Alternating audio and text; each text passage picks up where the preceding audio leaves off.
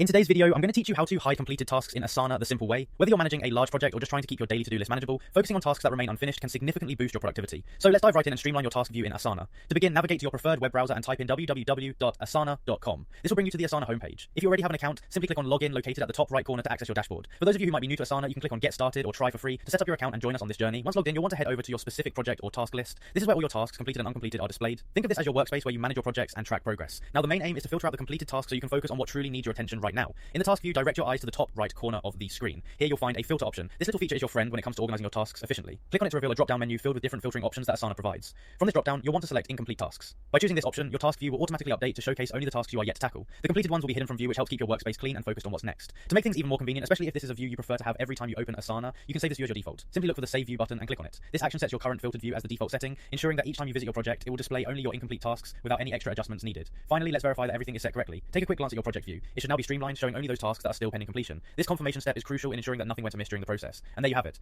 By following these straightforward steps, you can keep your project view in Asana neat and focused on tasks yet to do, saving you time and helping maintain productivity. Thanks for watching, and be sure to explore more features of Asana to optimize your workflow further.